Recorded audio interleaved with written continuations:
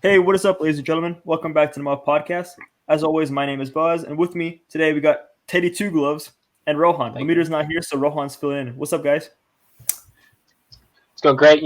Thanks for having me on the show. I'm excited, to get to work in Carolina this year. And, I'm just looking forward to it.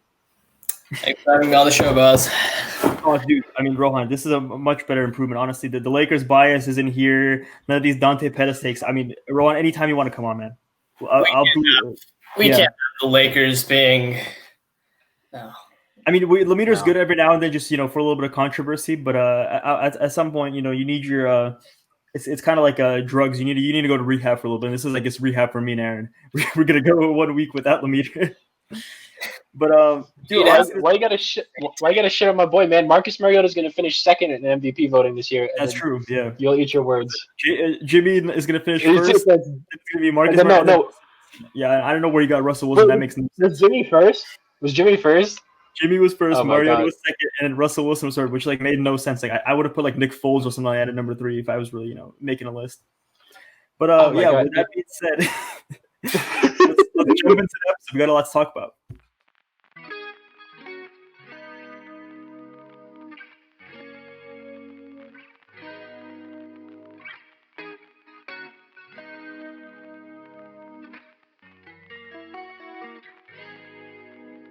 Off with our weekly segment of highlights of the week. Rohan, since you're kind of our guest, you're the new person here.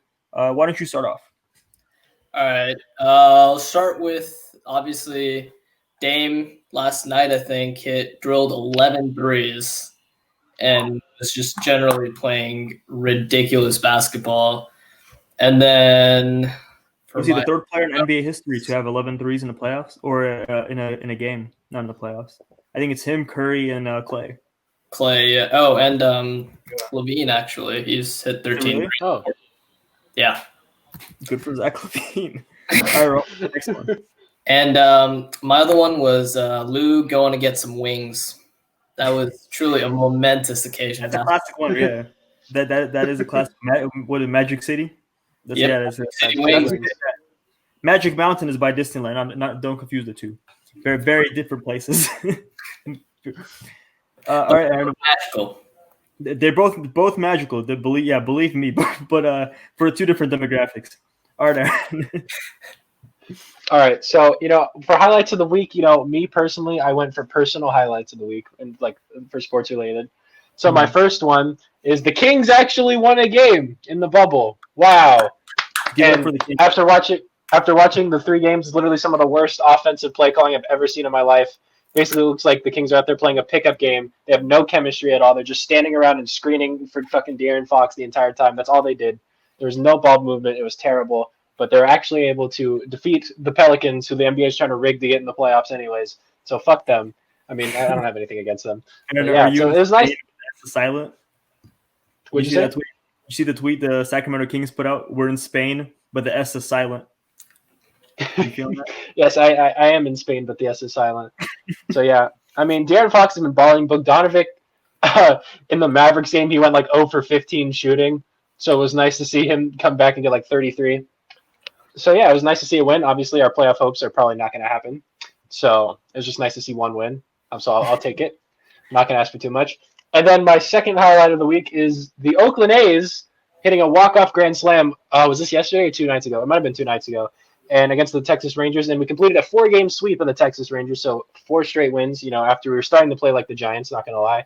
But we won 4 games in a row. We came back strong. And now we're playing Houston Astros, and it's tied 1-1 right now in the 9th inning. So if I start freaking out in the middle of the – yeah, exactly. Fuck the Astros. So if I start freaking out in the middle of the podcast, something happened in that game. So just remember that. So, I'm proud of my boys. We're at 9-4. We're making a nice comeback, and I'm crossing my fingers for a win tonight. And yeah, that's it. All right, Buzz, what are your highlights of the week?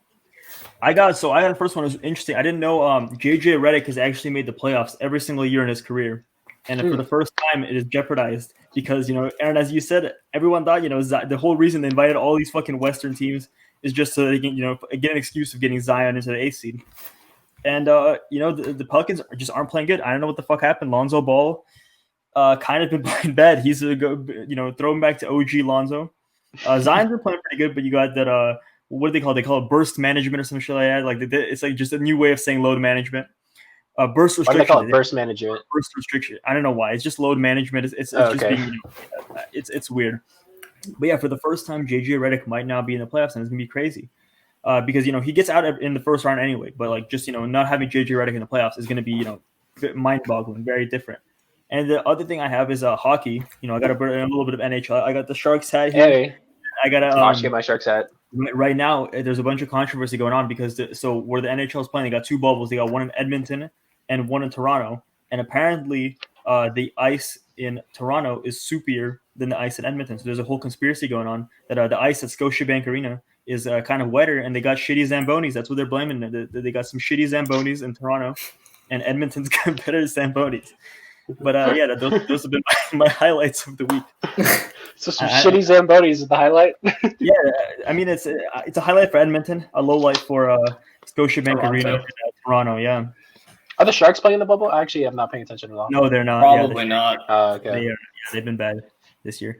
Fuck the Las Vegas Knights, they're playing. But I just gotta, I don't know. I still have yet to decide. With the NBA, I was pretty quick with deciding what team I'm gonna root for.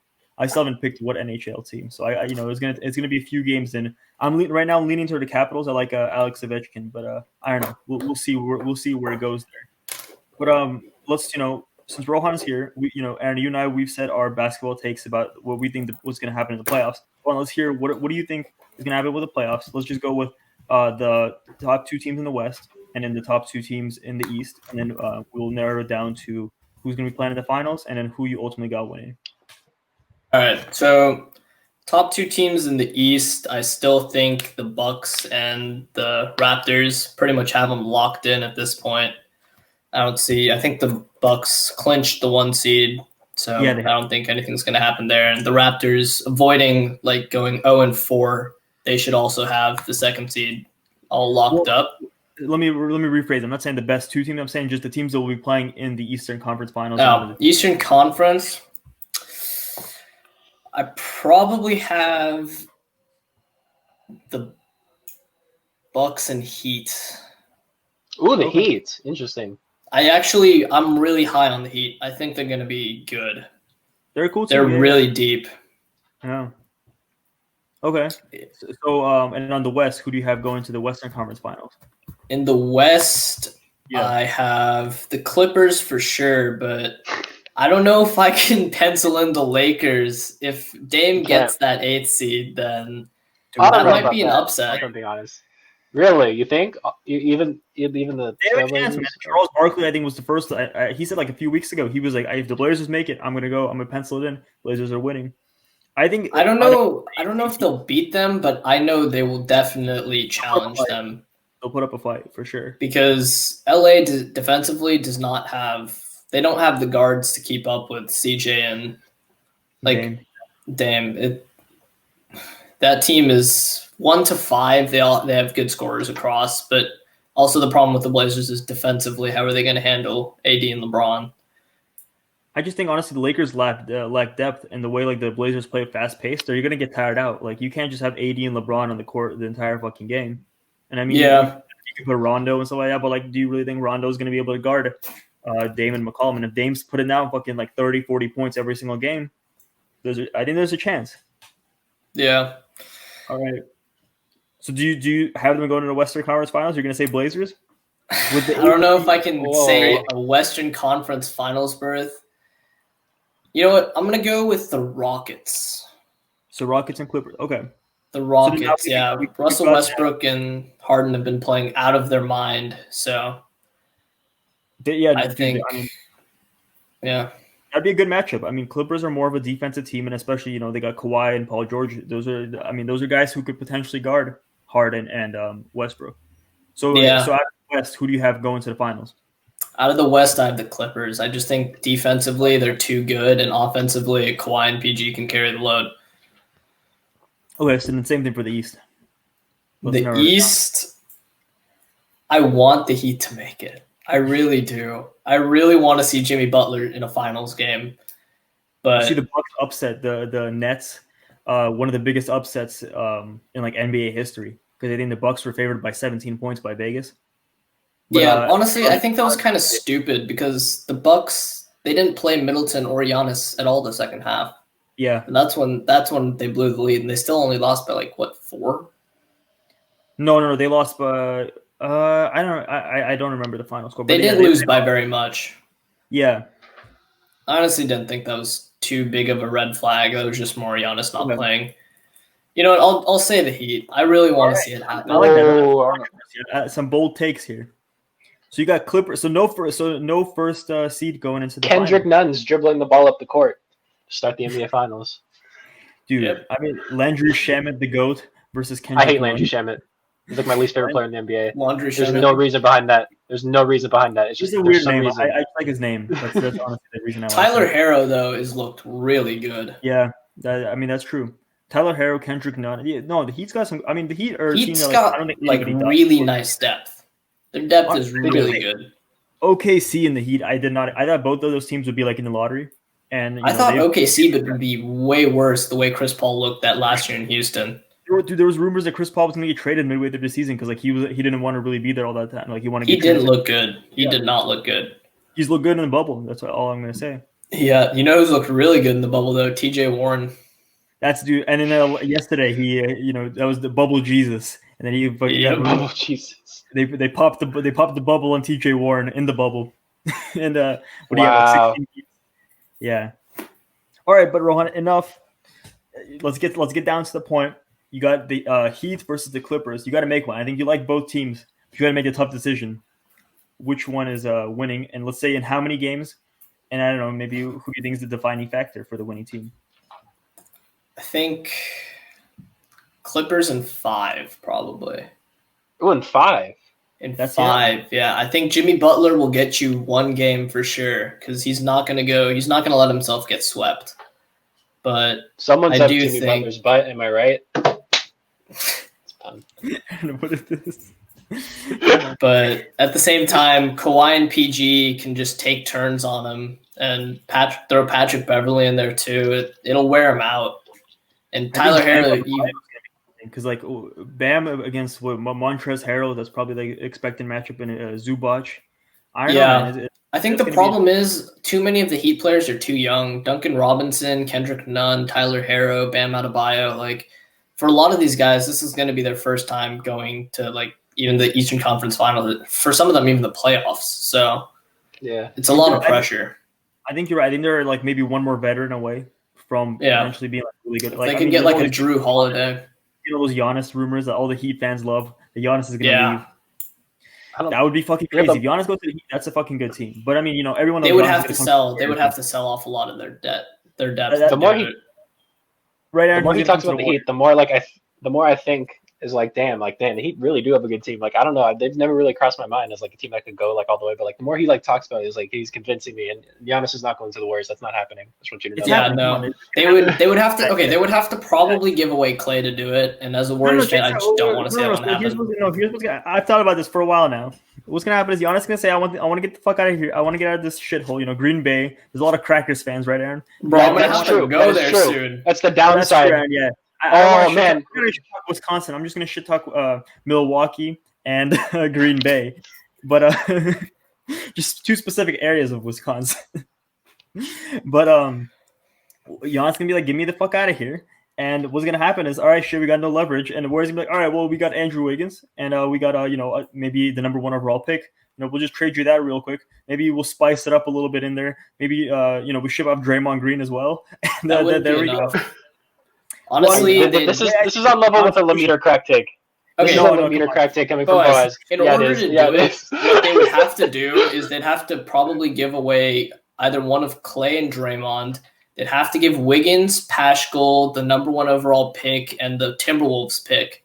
That's, I think, top 4 protected next year. Okay, but that's if let's say Giannis doesn't. But let's say Giannis specifically says, "I want to be traded to the Warriors." Let's say he. Okay, that is the only way that they would be willing to take that. But if Giannis even says "I just want to leave," they're still going to have to offer that. They're going to look for the best offer. They're going to look for the best offer to trade him to. Giannis isn't leaving Milwaukee. I don't know why everyone thinks he is. I don't think he is either. He's going to be "Get me out of this dump." And there's not a dump. They're the best team in the fucking NBA. Because twins are fucking weird, man. I don't want to hang out with them. Robin Lopez looks like he lives in a bridge.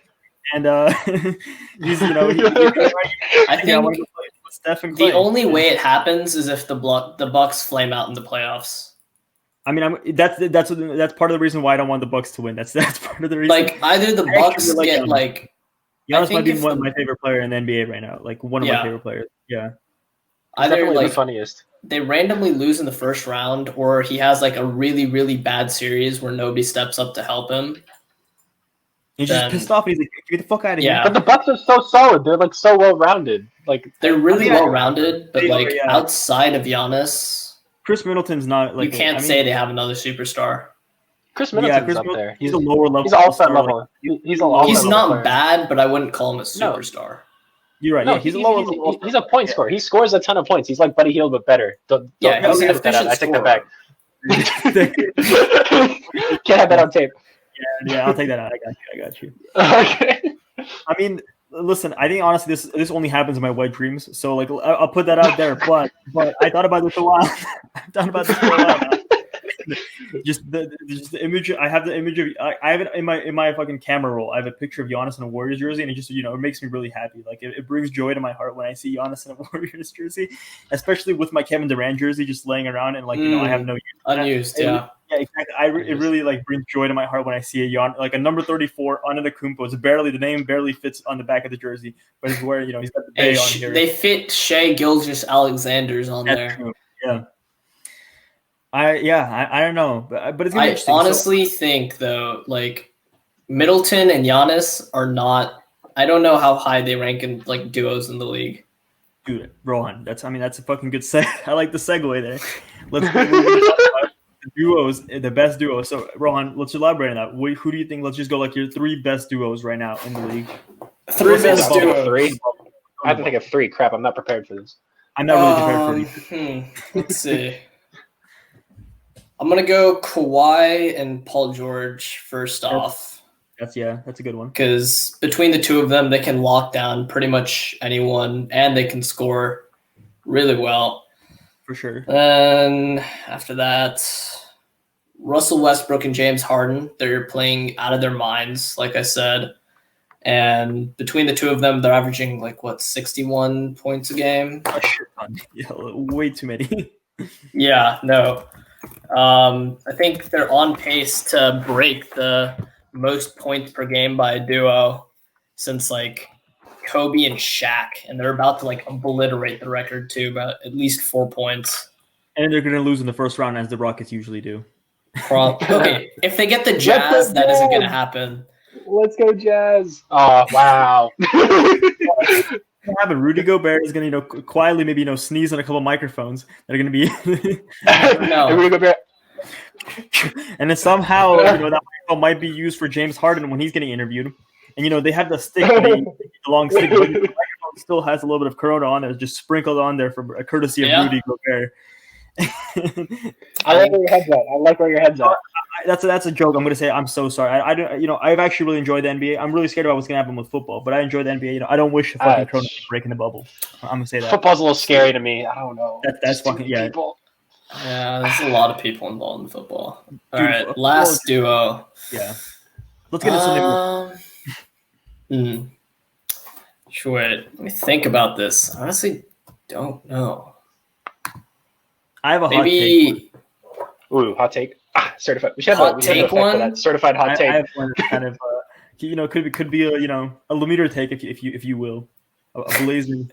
Wait, so if you think it's a Lemire take, is it really a Lemire take? That's the real question. That's true. If I can logically defend it, it's not a Lemire take. You're right. I'm gonna take back my statement.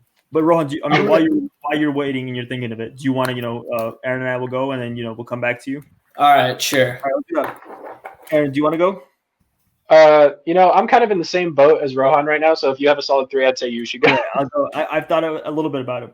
So I'm gonna go from 3 and up to 1. We're gonna go with that. So 3 is my controversial. Right. I'm gonna go Nikola Jokic and Michael Porter Jr. I'm gonna say I think I've been big on Michael Porter Jr. and I think he's been fucking 3 30-point games in a row. In the whole NBA though. No, I'm going in the bubble. We were going by just the duos in the bubble. So that's why even though it's the bubble. I mean, I think they're a pretty high up their duo. And then the one duo that I'm a little bit lower on is I'm going to say is going to be my fourth one, but it's not going to be my top three. Is going to be Russell Westbrook and James Harden, unfortunately, because I think they're really good point scorers and stuff like that. But I think what they like is a lot of defense, and they're just not as well rounded as the other duos, in my opinion. And number two, it really fucking hurts me to say, like I'm a gag a little bit as I say it. LeBron James and Anthony Davis. Yeah, I think that's probably the third too. It's really gross for me to say. Let me dream it down.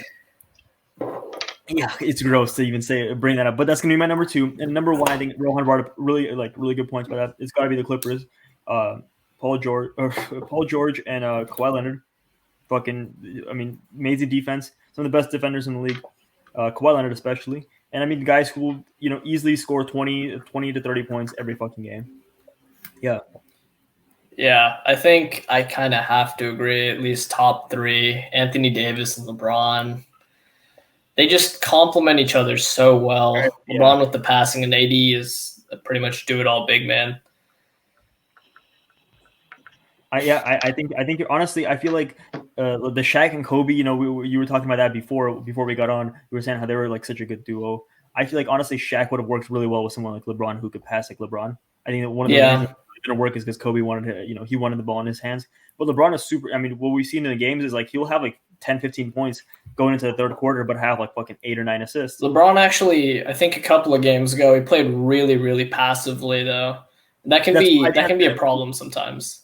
That's why, yeah, I agree with that. So I think LeBron is going to play, especially with AD. He's shifted how he's played. He's not as aggressive. He's going to play a little more passive. He's going to throw it into AD. AD is definitely the first option for the Lakers. But I think over time, like especially if they need him, like let's say AD just having an off night, nothing's going in for him. LeBron can be the guy. And as much as it's really disgusts me to say this, he can be a guy who can take over a game and score a couple buckets for you. All right, Aaron, we're waiting for you now. All right, so I'm going to be a little boring with mine, unfortunately, guys. So number 3, I have Kawhi and Paul George. I mean, we've already explained why. Just very well. I mean, no, fuck. Hold on. Number 3, I have Russell Westbrook and James Harden. Honestly. Right. And then number 2, I have Kawhi and Paul George.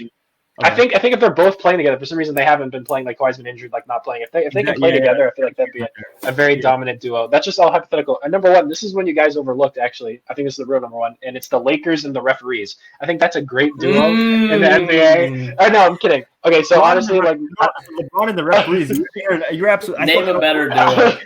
But it can't. You can't. LeBron goes over. He's like, "Guys, what the hell?" They're like, "Oh, I'm sorry, baby. Yeah, next call is definitely yours." Exactly. But I'm probably besides LeBron and AD, I don't want to bring them up because just gross. I agree. So it'd probably be them. But if it's not them, I'd probably go Rudy Gobert and Donovan Mitchell, just because Mitchell's a guy that could. Mitchell can score a lot, even though they kind of hate each other now. But that's up in the air. But Mitchell's a guy that can score a lot. That is not my number 1. This is just excluding AD and LeBron. Talking out loud, okay. You're not talking in order yet. Okay, you're just talking out loud. I'm not going in order. I'm not really going in order here. But they're not the best. But Rudy Gobert is like DPOY is a fantastic NBA player, defensive NBA player that is, and then Mitchell's a guy who can score a lot. They play with each other pretty well. But Mitchell's a volume scorer though. I mean, he is, but like Gobert's the defense, I guess that's what he brings. He needs a lot of shots, and we've seen how this goes in the playoffs. I mean, he's not necessarily saying that they're going to go far, but they're just, he thinks that the duo that complements very well, each other very well. Which I guess so. I see that a little bit. Yeah. But I think the one thing I'll know that's really interesting is that, all three of us, none of us mentioned, we didn't mention Giannis and Middleton. We didn't mention I thought about putting them in there. On the Raptors. We didn't mention anybody top 3 teams in the East. We didn't mention anybody on it, which I think it honestly just shows you how more well-rounded some of the teams in the East are than the West. I think the teams in the East are a lot more deep. Exactly, and the West teams are just top-heavy, where they have a lot of all-star, Hall of Fame level players on the roster. But then, as you look down their bench, especially look at the Lakers. I mean, when you start looking at their fucking bench, I mean, they got some guys who are pretty bad compared to a bench of like Milwaukee or Miami or something like that. Yeah. But I think, that's with that being said, Aaron, do we have anything else that we had planned that we were going to talk about? I believe that's guys, it. How trash are the Lakers? Oh, horrible.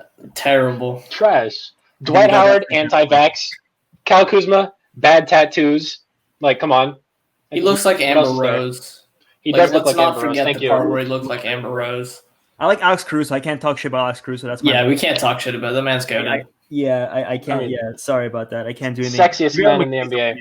JaVale McGee's kind of, a little bit of a crybaby. Shaq bullied him and he had his mom talk to Shaq, so that's kind of fucked up. I mean, that, But, dude, LeBron doesn't have hair. His hair falls out. his His hairline's receding. is back. Yeah, I mean, honestly, Alex Caruso might have to give him a few tips on how to maintain that hairline. I mean, I know. J.R. Smith's probably too drunk to learn the playbook. Let's be honest. It's throwing that out there. That's true. Yeah, Dion Waiters, you got to keep the gummies away from him. Yeah, you got to keep the edibles. Exactly. Gummies away from And him. Rajon Rondo just looks like He looks like a turtle. he looks like a turtle or an alien. I like that. Wait, what's Morris's on the Lakers' first name? Markeith, I think is the Dude, he's on the well, Clippers. and then what's the guy's name on the Clippers? Is it Marquise? Marcus. Oh, it's Marcus Morris. Who's Marquise Morris? Is that like I think that's a baseball No, player. that's not. Markeith Morris. Yeah, Markeith Morris. so or Morris? Wait, Marquise Morris is the one on the Lakers, right? Yeah. Marquise Morris stole his style from Marcus Morris. Like, come on, you can't do that. That's kind of fucked up. Yeah. And Yeah, 100%. One last time, Markeith more like Marqueef. I think what else is there to say? Thank you. Is there really anything else? There's nothing else. I didn't it out. Fuck the Lakers. Disgust me to put LeBron and Blazers are gonna bump them out. Blazers in 4. Let's And, get Blazers in 4. See you guys next week. Dame time, baby. Peace.